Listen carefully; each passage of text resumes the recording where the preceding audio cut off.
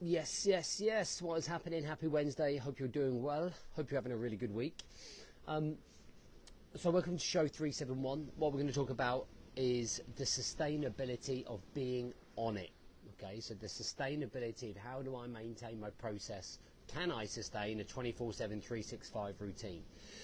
And we get into that right now. So, welcome to the Rise to Thrive show.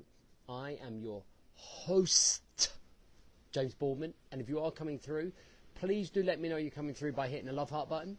And in the comments this morning, I want you to tell me what advice you would give to your 20-year-old self.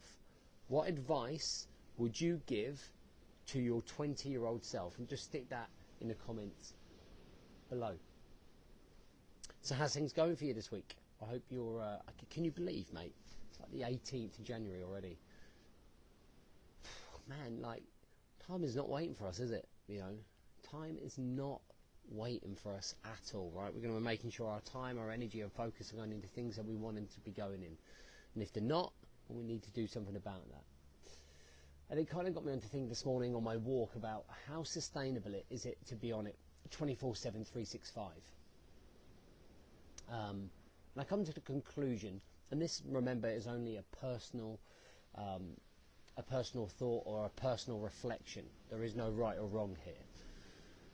And I don't truly believe that any human being goes through life and sustains a 24/7, 365 being on it routine. And there's a couple of reasons why. And number one, is it healthy? Do you know what I mean? So what I mean is it healthy to be on it 24/7, 365 is mentally and emotionally. So listen, it's important. Yesterday for me taught me a great lesson. It was great to see Albie getting a belt. My boy got his trophy for his kickboxing, most improved kickboxer of the year. Great trophy, great day for the kids. But what I found is that from the school run, it was non-stop in terms of driving people around, getting kids here, kids forgetting stuff, picking their stuff up. My bigger two live with their mum and me, so we've got to get stuff from there and bring it back. Mate, and Darcy not sleeping, and before you know it, I'm getting into bed at 9 o'clock. Me and the wife haven't spoken to it, I haven't really been able to connect. And I get into bed and fall asleep. And I kind of think to myself, God, I am, like, honestly, it's like Groundhog Day mentality, right? And there was no evening routine. I didn't do my review. I didn't do my reflection. It was just chaos. It was a little bit stressful. Wake up this morning, put it all back into perspective, put myself back online, boom, and we go straight on with it. And I think the reason why a routine or being on it is not a 24/7, 365 sustainable like lifestyle is because the realities of life are so demanding that we can slip down that slippery slope, that we can have a bad couple of hours, that something can trigger you and stress you out and get inside of the thought, inside of the state of mind, right? These things happen. And I think that we have to have a level of acceptance of these things happening, because if we don't, we have this perception of, I've got to be on it 24/7, 365. It's got to be stringent. It's got to be like, and then we put ourselves under huge mental and emotional pressure and physical pressure, right? Which then will stress you out maybe slightly from trying to stick to that. Sometimes it's just one of those days and you go, nah, it's just not happening, mate. It's just like not happening. And I think that's important. And I think that's important for everybody to understand in their development. Like, you know, one of the reasons that I work on myself so hard, one of the reasons that I have such high elite standards for myself, and I'm always pursuing an elite growth mentality, is for me to be able to say and be open and go, last night was a bit stressful, but actually we're back on it today. My mindset's in the right percent, right? 100%, like I'm 100% ready to go this morning. And I'm focused for the day. I know exactly what we've got to achieve tomorrow. I'm not going to dwell or complain about what happened yesterday. It's just one of those things. It was just overwhelming.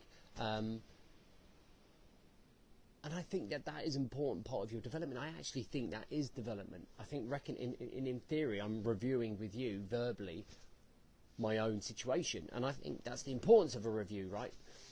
All of this comes part and part as of improving the realization of your life and your conditions and being more aware. When I look at my life, I kind of think to myself, I've got a business, you know, we help thousands of guys. It's not like a little side hustle, it's like a full-on empire that we're trying to build.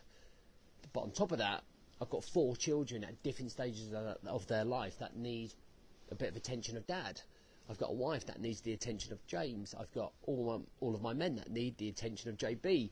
So there are lots of different identities that we're trying to spread yourself. So when I'm looking at my time and my energy and focus, I'm trying to distribute a little bit of that to everyone, as well as trying to maintain some for myself in terms of my own sanity.